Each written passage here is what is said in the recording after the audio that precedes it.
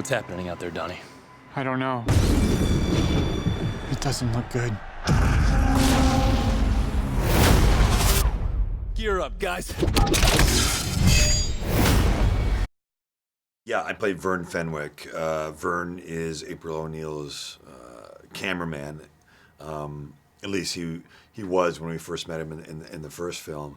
And he kind of reluctantly ends up helping April O'Neil.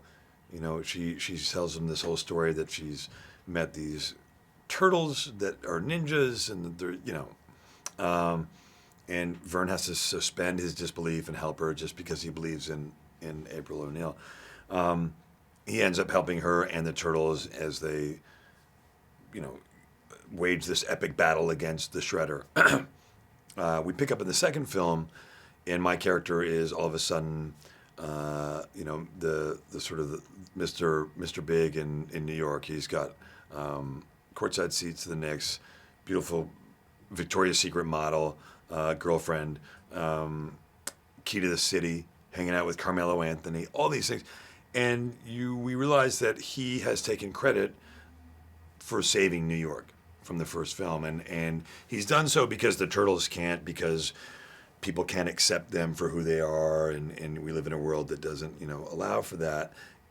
But we also see that my character is kind of, he's kind of at odds with this arrangement that they've made, because it makes him a little bit uncomfortable, because he's not being authentic to himself. You know, one of the things that I liked about the character in the first film was that Vern was a straight-talking, you know, kind of no-nonsense guy. And in this movie, he gets caught up in all the trappings of celebrity. And it's not until he finally comes clean about who he is at the end of the film that you see him comfortable again. And then, of course, he re-engages and helps, gets back on board with April O'Neil and Casey Jones and the Turtles, and rejoins the fight.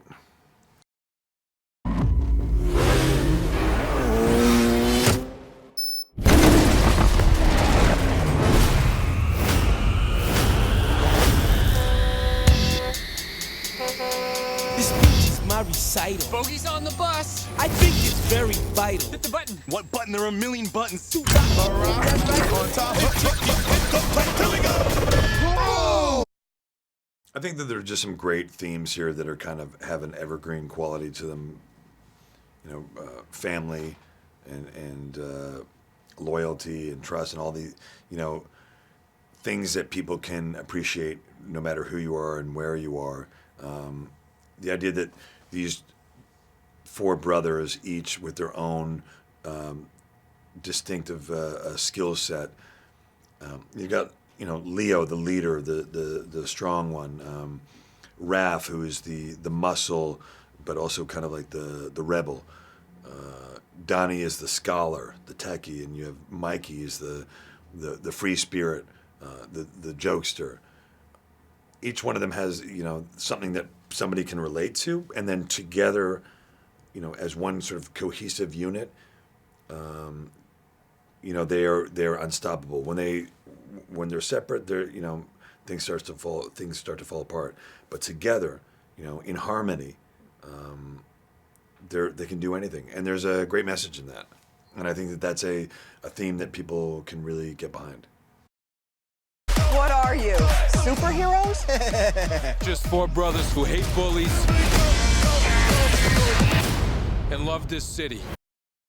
Well, the Krang, of course, is the Krang is like this basically sort of mucous membrane villain who lives in a different dimension. He's trying to come through into our dimension with his space warship and destroy planet Earth. And so he's the most sort of imminent threat. Of course, Shredder is always there, and he's working in concert with Krang. And then we have Bebop and Rocksteady, who are kind of foot soldiers of the Shredder, and they're to hilarious effect as well. They're really great additions to the film. And then on the good guys' side, we have Stephen Amell as Casey Jones, and he's fantastic. He's kind of the new hero to come in and save the day. And Tyler Perry's, more on the villain side, but then we have Laura Linney, We have some really great people who are joining this picture. Dude, bringing back the mohawk. Good for you. Oh, y'all got jokes, huh?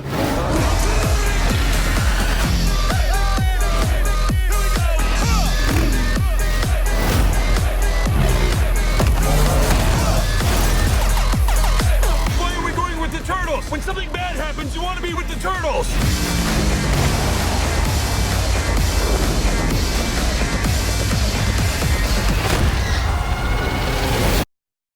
I hope that audiences appreciate, like, you know, that we've tried to create a big summer fun movie, and that's got a message of that even if you're a little bit different, that's okay. You know, that to have the confidence to accept that difference, and you know, don't sweat it. You know.